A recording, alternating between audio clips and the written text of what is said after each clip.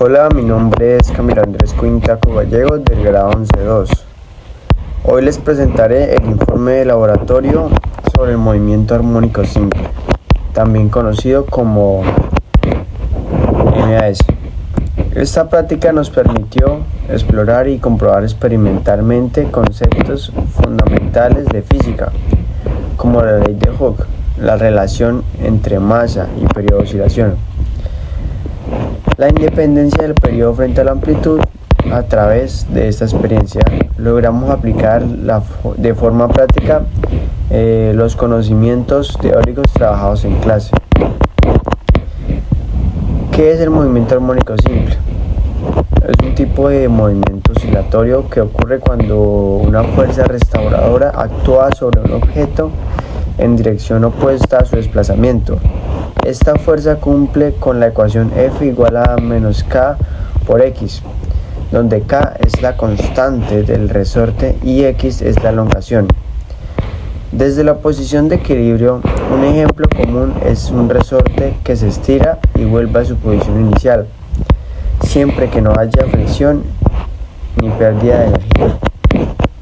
Las características del movimiento armónico simple son: primero, que tiene un punto de equilibrio; segundo, sus puntos de retorno; tercero, su elongación; y cuarto, su amplitud; quinto, su frecuencia; y sexto, su periodo. El objetivo del laboratorio, prácticamente hay tres objetivos principales. Primero es calcular experimentalmente la constante de elasticidad del resorte K. Segundo es estudiar cómo varía el periodo de oscilación cuando cambia la masa que cuelga del resorte. Y tercero, comprobar si la amplitud afecta o no el periodo del sistema.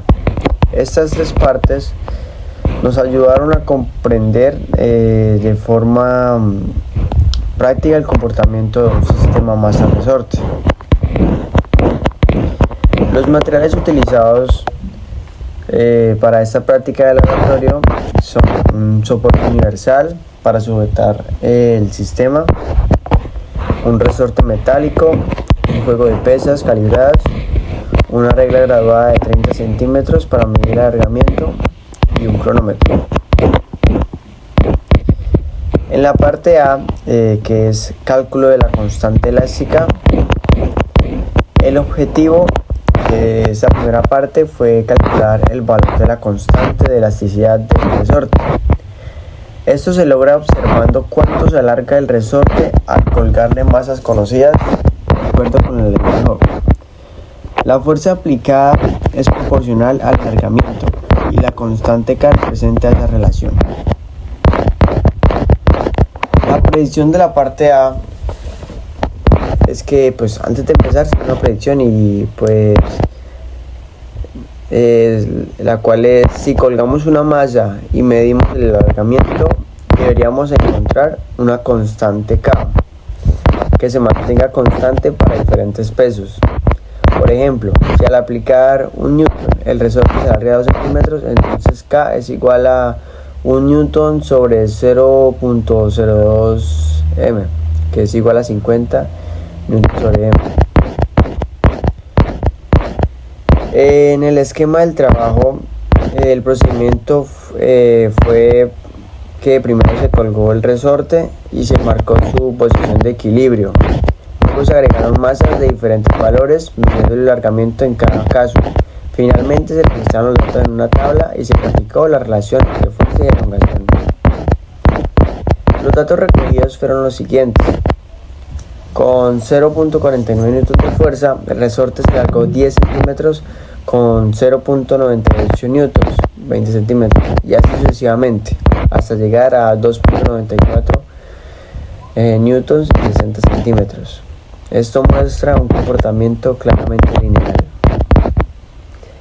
Al graficar los datos, se obtuvo una línea recta que pasa por el origen. Esto confirma que la fuerza es directamente proporcional al alargamiento, como predice la ley de Hooke. La pendiente de esta línea representa la constante K. Con los datos obtenidos, la pendiente de la recta fue de aproximadamente 4.9 newtons sobre m. Esto quiere decir que por cada metro de alargamiento se aplica una fuerza de 4.9 newtons. Este valor de K es una propiedad del resorte que usamos. La fuerza aplicada es igual al peso porque el sistema está en equilibrio. La gráfica pasa por el origen porque sin fuerza no hay alargamiento. Las unidades de la pendiente son m sobre m, ya que representa la constante elástica. En las preguntas, pues prácticamente la pendiente representa acá para otros pesos no utilizados. Podemos predecir el alargamiento usando la fórmula X igual a F sobre K. Por ejemplo, con una fuerza de 3.92 newton, el alargamiento sería aproximadamente 80 centímetros. Como conclusión de la parte A, se confirmó que el resorte se cumple la ley de Hooke. Por cada 50 gramos adicionales el resorte se alargó unos 10 centímetros. La constante de elasticidad fue aproximadamente 4.9 newton sobre m, lo que indica un comportamiento lineal dentro del rango analizado. En la parte B, relación masa y periodo, el objetivo fue que en la segunda parte del laboratorio el objetivo fue establecer cómo cambia el periodo de oscilación del sistema cuando se aumenta la masa que cuelga del resorte. Según la teoría, el periodo debería depender de la masa, pero no de forma directa, sino cuadraticamente. La predicción de la parte B fue que la predicción fue que el periodo también aumentaría. Esto se debe a que una mayor masa implica mayor inercia, lo cual hace que el sistema tarde más en completar cada oscilación. Ya en el procedimiento primero se suspendió una masa del resorte y se alejó 3 centímetros de la posición de equilibrio. Luego se soltó la masa y se midió el tiempo para 10 oscilaciones. Se calculó el periodo dividiendo el tiempo total entre 10 y se repitió el proceso con masas de 50 gramos hasta 200 gramos. Finalmente se calculó el tiempo al cuadrado para cada caso. Y en la tabla de datos se pueden observar estos fueron los resultados y observamos que el periodo aumenta con la masa, pero no en la misma proporción. En la gráfica, primero graficamos el periodo T frente a la masa, la curva no es lineal, la cual concuerda con la teoría que indica que el periodo no depende directamente de la masa, sino de su raíz cuadrada. Y en la otra gráfica que hicimos, que es de T2, tiempo al cuadrado en función de la masa, en este caso tuvimos una línea recta, lo que confirma que tiempo al cuadrado es directamente proporcional a la masa. Esto valida la ecuación de T es igual a 2pi raíz cuadrada de m sobre K. La pendiente de la gráfica tiempo al cuadrado versus m representa 4pi2 sobre K. A partir de esa pendiente también podríamos calcular experimentalmente el valor de la constante K del resorte, reafirmando el resultado obtenido en la parte A. Ya en las preguntas y análisis de la parte B, pues si la masa se reduce a la cuarta parte, el periodo se reduce a la mitad.